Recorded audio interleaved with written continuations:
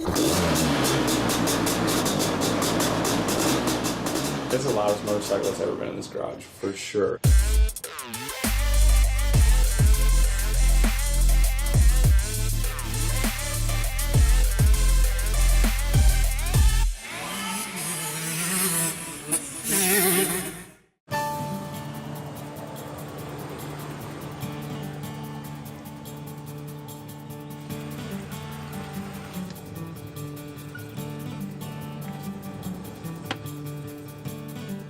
All the way and a day early. It's good to see you, Grandpa. How was it? Great. Stayed put and everything. You literally saved the project. The shipping company dropped the ball 3 times on me, so just to have this thing in the driveway, better late than never, lifesaver. Glad I could help. Weather was good? Yeah, well, Albuquerque, it just had snowed, but it was good when I went through. Okay. It was dirty, naturally. Yeah. I don't think it got any cleaner or dirtier than it was before. Oh. That Honda developed this motorcycle specifically to humble people. Huh, really? Yeah, I'm pretty sure that was the intention, to humble anyone who thought they were tough. I'll take your word for it. All right, I'm gonna grab the ramp.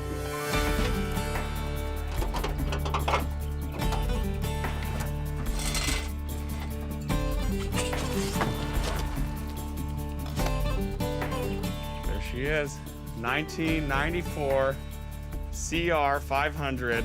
One has finally landed here in Garage 93. We're gonna give our 3rd whack at Red Bull's Day in the Dirt. So we got a month ahead of us, plenty of work to do. So excited just to get this thing started and have an heirloom piece of a historic motocross bike.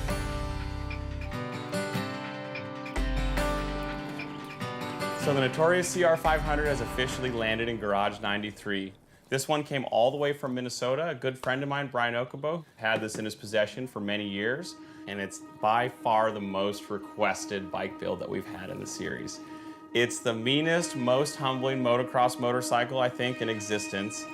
I even know a guy that broke his leg kick-starting one, so just to say that, it takes a raw type of grit to be the owner, rider, and ripper of a CR. I don't know if I have it in me to ride this thing, but I sure do to build it, and we're gonna see what that looks like a day in the dirt. But first, just like anything else that's coming into Garage 93, we need to get this thing washed, torn down, assess all the pieces, and see where we need to start out.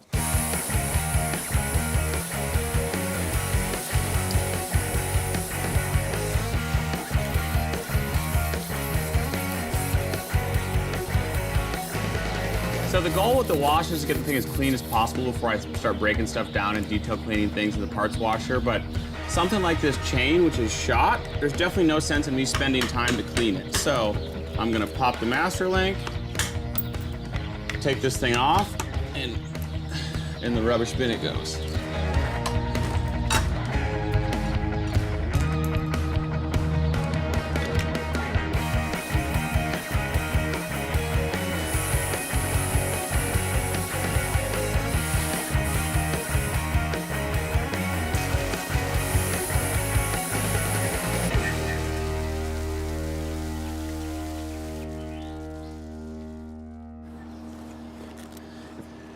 Hopefully, if I put a splash of gas in this thing, I can get it to fire off.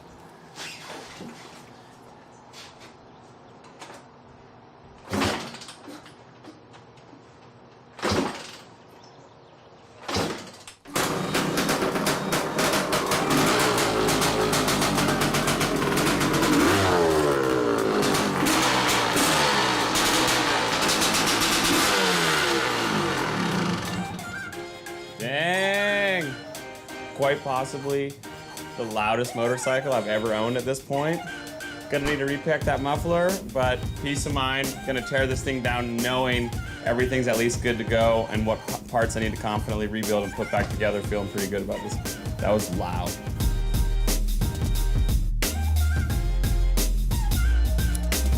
Daddy? Yes, dear. You have for your food?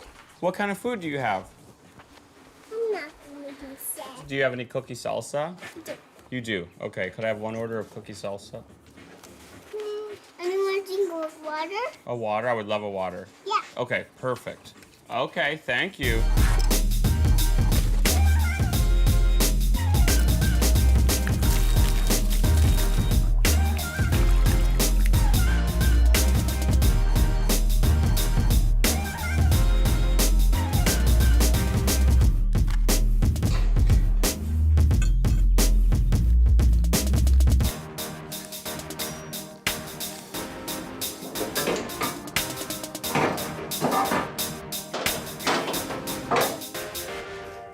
about as big and as heavy as a two-stroke motor can get. The heart of the CR500 is out. It's a whole lot bigger than the last 125. The piston on this thing looks about the size of my fist, which means nothing but big power. The thing washed up super nice. I mean, it almost surprised me in how the plastic brightened up and brought me back maybe some inspiration to maybe go a little bit more on the restoration side than the custom side. Happy to have eyes on everything and excited that's a clean donor, so I can't wait to get tearing this thing down. It's all uphill from here. So today's the calm before the storm on the CR500 project. I have almost everything cleaned and disassembled with the exception of a few parts like the wheels that I'll be taking apart today, and I've been waiting on a horde of parts to come in. COVID has created a massive upturn in the motorcycle industry, which has been great for people getting out and riding, but for those trying to rebuild a CR500 right now, it's a little bit difficult. So some of the things like tracking down a pipe and some of the plastics, I ended up having to go through eBay just to find one. I was worried about most of the parts coming in, but I think we have them all at this point. Tomorrow marks 1 week until Day in the Dirt, so I have some late nights to put in. In true Project Two-Stroke fashion, that's how they've always been, so I'm looking forward to burning some midnight oil.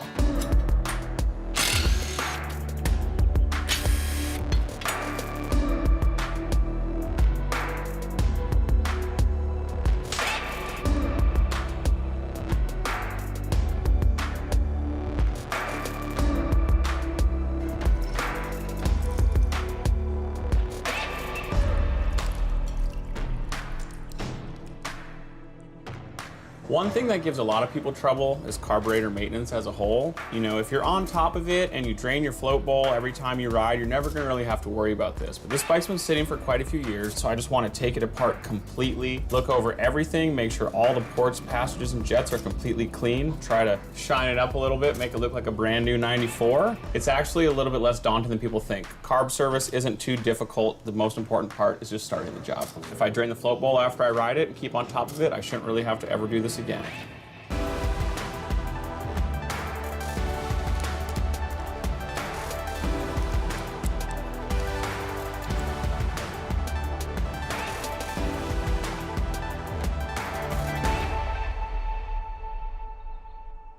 So this is literally the last new CR500 header I was able to find in the entire nation. I checked all the big manufacturers, distributors, small shops, big shops. I ended up finding this one in Lake Elsinore. It's kind of exactly what I want. I love that factory raw finish. You'll notice when you get one of these, a lot of them have a little bit of tooling marks on them from the manufacturing process.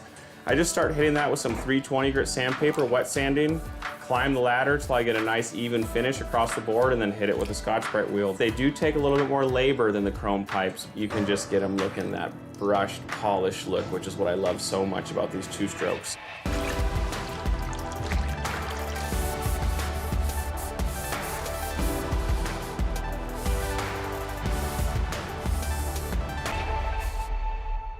So as we're closing in on the final week for the CR500 build, I just have a couple errands I need to run. I need to stop down to my buddies at LA Classics in Saddleman to get my radiators and seat taken care of, come back to the shop and prep for the build weekend.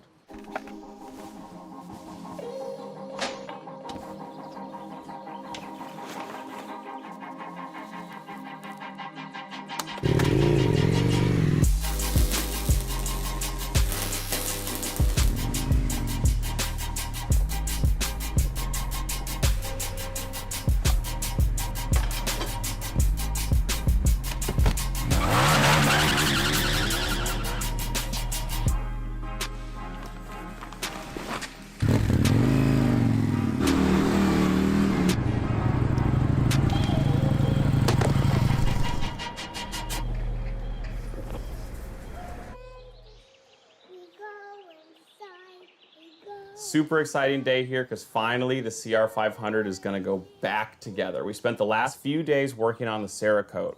The Cerakote is basically a two-part ceramic paint-like material that is thinner than powder coat and more durable than paint. You start by disassembling the part, sandblasting the part, degreasing the part, baking the part to gas out all the oils. Then after you spray your Cerakote, you actually end up baking the part. That whole process is what gives you this finish. We're gonna see how far we can get into the evening and see if we can get this thing up on wheels, and whatever we can't get finished today, we'll take care of tomorrow.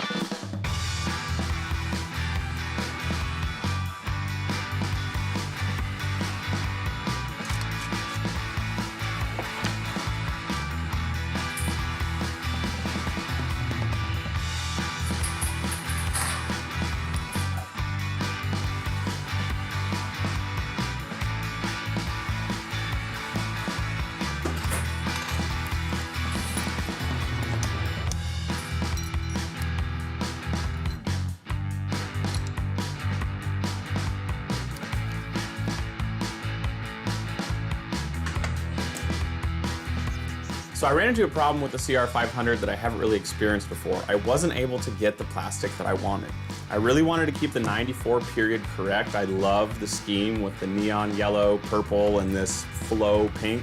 If I want to keep this scheme, I'm gonna have to restore the plastic. The first part of the process is just take a razor blade like this, and you'll want to scratch away any of the high points. From that point, you can hand sand. This is 320. Get the pad wet.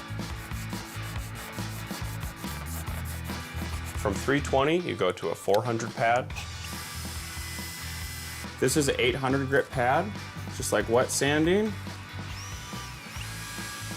So now the finish is still dull, but we're finally getting a nice smooth surface. We're gonna keep climbing the ladder from 800 to 1,000, 1,000 to 1,500. Just put a little bit on the mitt. Some silicone spray. Spray down the parts that you just did your buffing and polishing on. I'm gonna let this sit overnight and wipe everything down in the morning.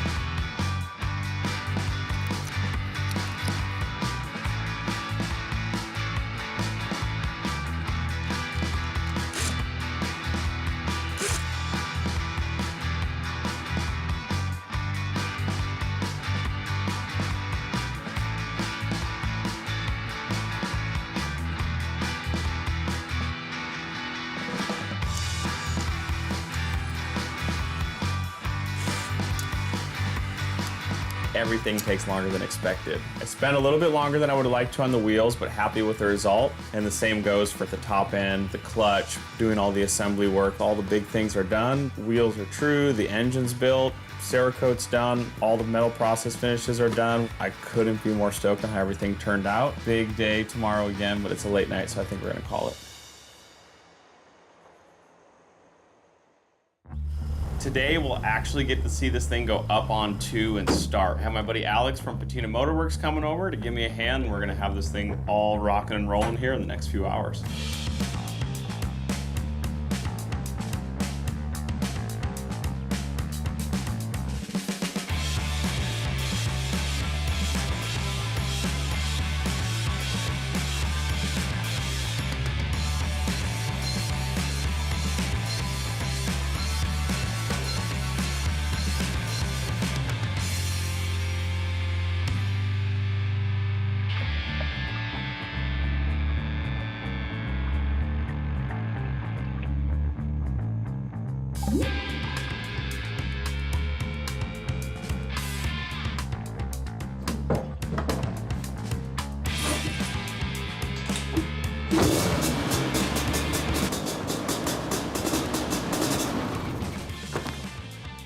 It's midnight. I'll put a heat cycle in on it in the morning, but I just have to wrap with plastics and graphics. This thing's ready to rip.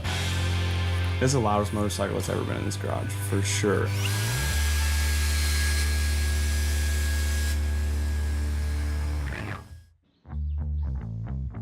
One last evening in the shop working on the CR500. It's really just a couple little details, a heat cycle, and plastics and graphics. So cruising from this point forward, all the major work has been done, and I just can't wait to rip this thing. 2 days till day in the dirt.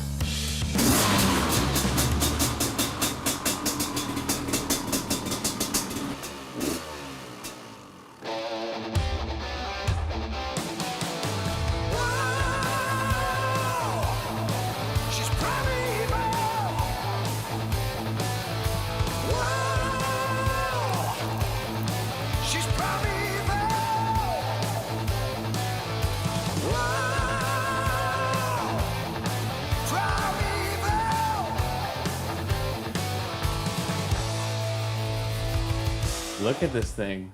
Are you kidding me? So CR500 all done. It's definitely a relief. I almost did every process on this one myself. Overall, stoked. It came together awesome. Really, really like working on dirt bikes. It's much simplified from a lot of the street stuff, and I can't wait to rip this thing.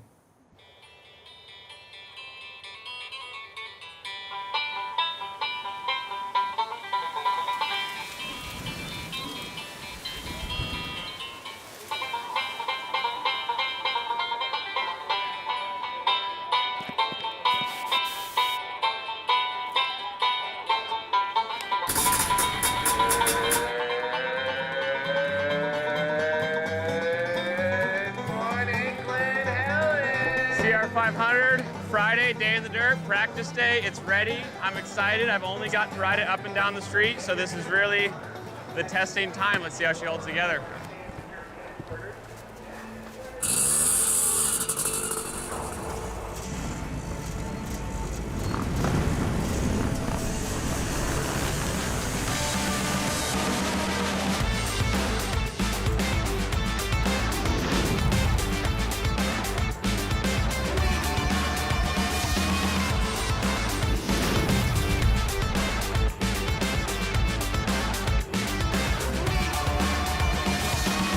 So that's it for happy hour practice. And I gotta say, I was a little timid at first, but I'm stoked. This thing's awesome. I expected it only to blow my arms off. And honestly, there's a little bit of meat on the bottom where you can modulate the throttle and it's actually kind of smooth. And then there's really a tipping point when it goes from smooth to pinch with your legs and hold on as tight as you can.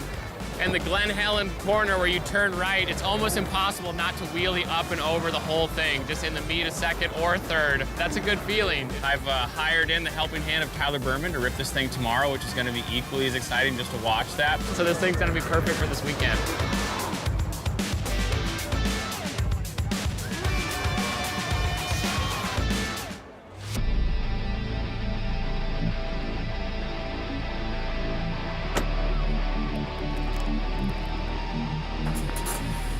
All right, Revolution Vintage, first race of the morning. It's the earliest race of the day, but that's what we get with this class. Excited to rip this thing, hot handoff to Tyler, so rock and roll.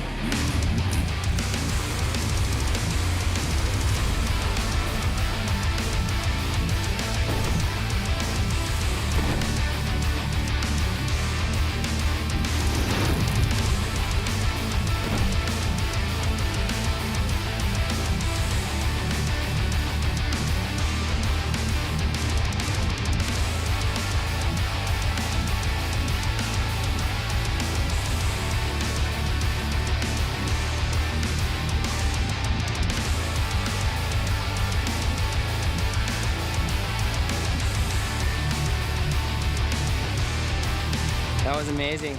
The best part about that is I didn't even ride it at all. I just went out there and I ended up hole shotting. So we're 2 for 2 on hole shots. That means that thing's a rocket ship.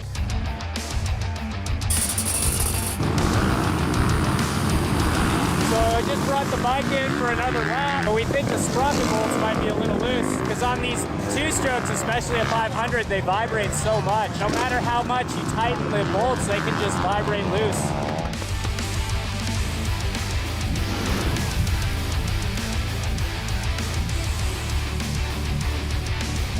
My arms feel like they're gonna fall off, so much power.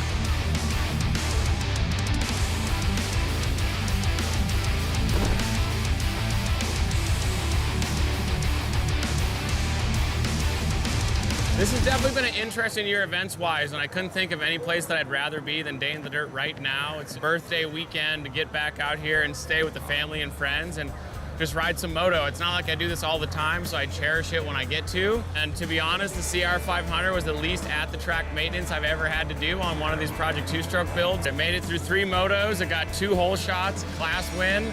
I couldn't be happier with how the CR500 turned out. I did the suspension myself on this, and I haven't really done that in entirety before, so it was a little bit of a shot in the dark. Honestly, I came out here, I set the sag. It was good to go. I was happy with it. Tyler was happy with it. Eli was happy with it. The track is rough, so it's hard to say what perfect would be, but it definitely was good enough to put in those motos. I knew it would run. I knew it would have plenty of power. I was just happy that I was able to handle it. It's definitely a keeper. I'll be holding on to this one and bringing it back out here soon.